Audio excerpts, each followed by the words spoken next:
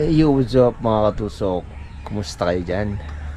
So we are back again for another video. Ngayon ay magka-carwash tayo. May binili kasi ako isang carwash tool. Chinarge ko na siya. Nakita ko lang siya sa Facebook. So dito nauupuan ko yung aking Honda Beat. Yan. Sobrang dumi niyan. Makikita nyo sobrang dumi.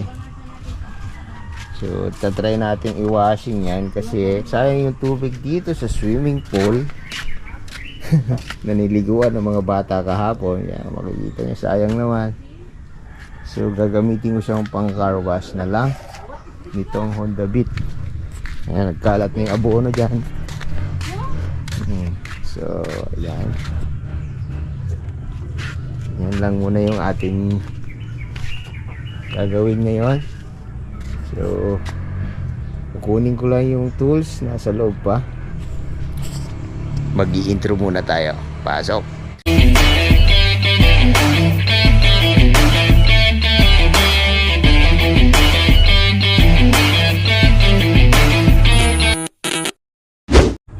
So ito na, makatusok yung box. So open na yan. Hindi ko na in-unboxing yan. Ito yung tool na nabili ko. Meron siyang 600 mAh na battery. I think parang masyado siyang 6,000. Masyado siyang maliit. Pero try natin kung ilang oras yung aabutin niya. Then the charger.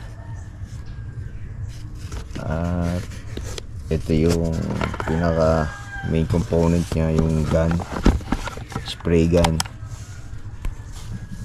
Dito may sasaksak yung battery. Ayan ang pangalan niya, LL.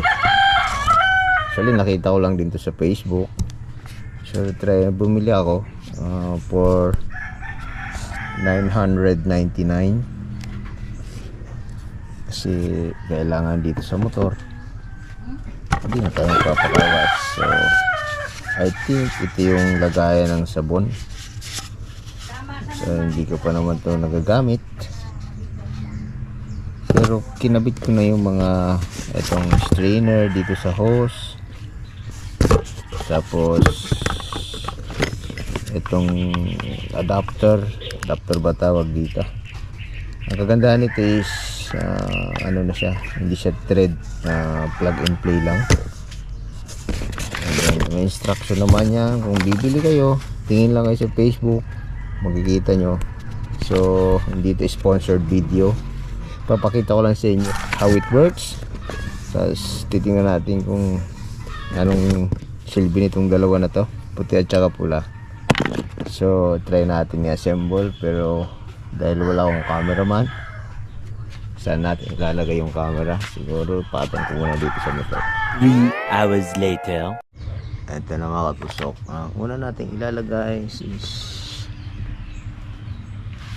yung hose siguro. Alright. So nakatakpan tayo.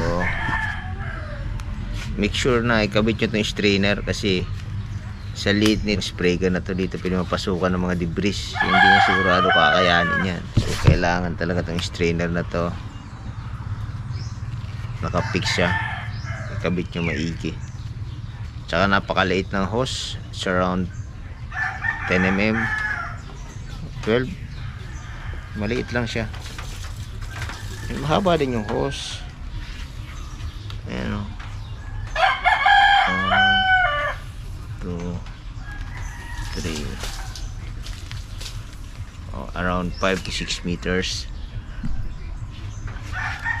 So enough na yan para sa ganito kaliit na pressure washer. Then eto, slip nyo lang to.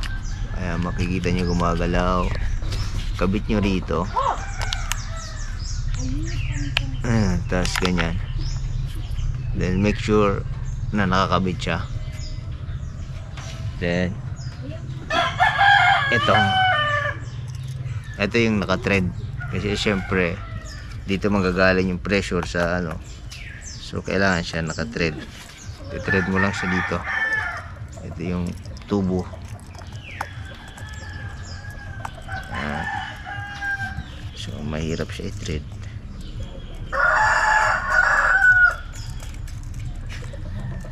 Right. So ano lang, hand tight lang. Siguro hindi naman siya salpak mo to. Ang isusunod natin is ito.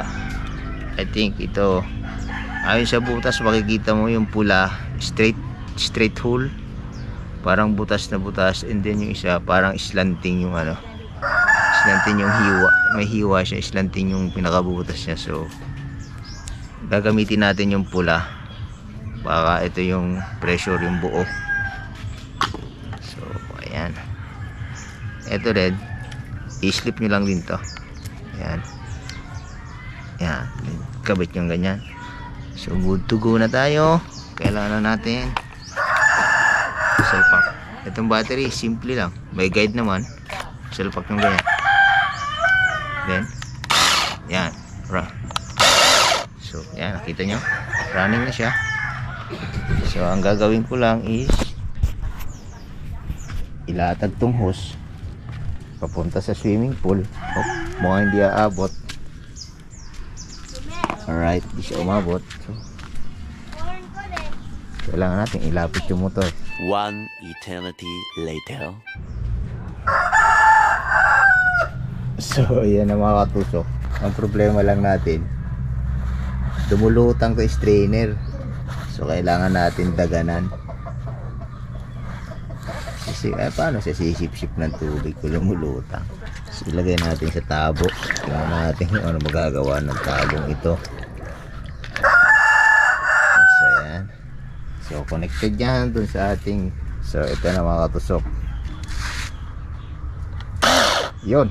Tumunog. Walang... Naku po. Walang bumuga.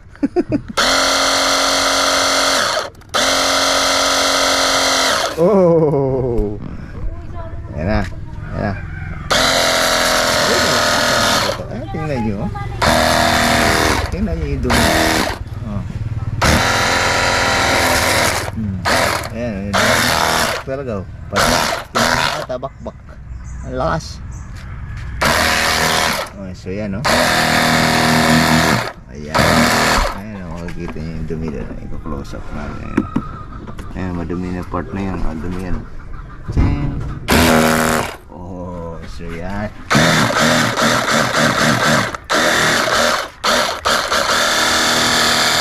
Ganda siya.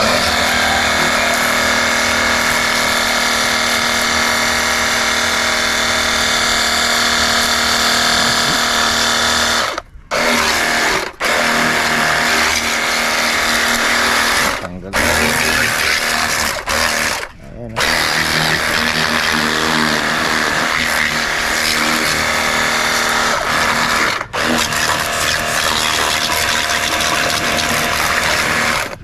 So, lalapag natin. So, try naman natin yung puti.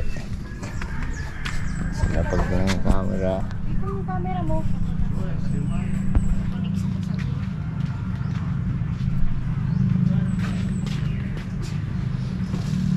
So, tingnan natin kung paano ang buga nitong puti na to.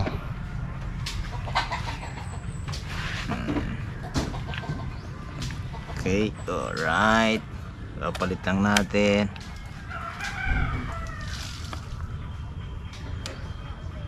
So yan, balik natin sa box. Then, yan na. Tingnan natin. So ito na yung puti, kakapalit lang natin. Puti. Palat.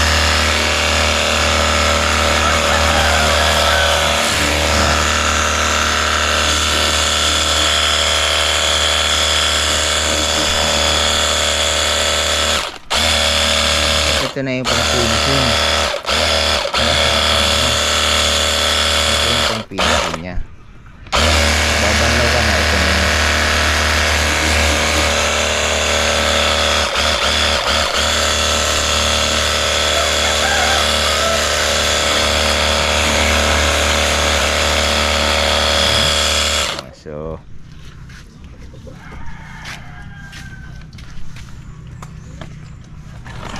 Wait, yun lang muna mga katusok. Siguro hanggang dito lang muna yung video. Itutuloy ko muna yung aking pagkakarwash kasi may lakad tayo ngayon. Kung gusto nyo umorder, hanap lang kayo sa Facebook, marami nito.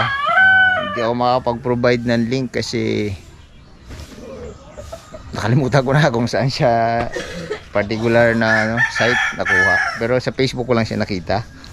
So, huwag natin kalimutan mag-like, share, and subscribe sa ating YouTube channel. This is Mountain TV once again. Pasensya na kung wala tayong mga uploads recently. Thank you very much and God bless po sa lahat. Bye-bye.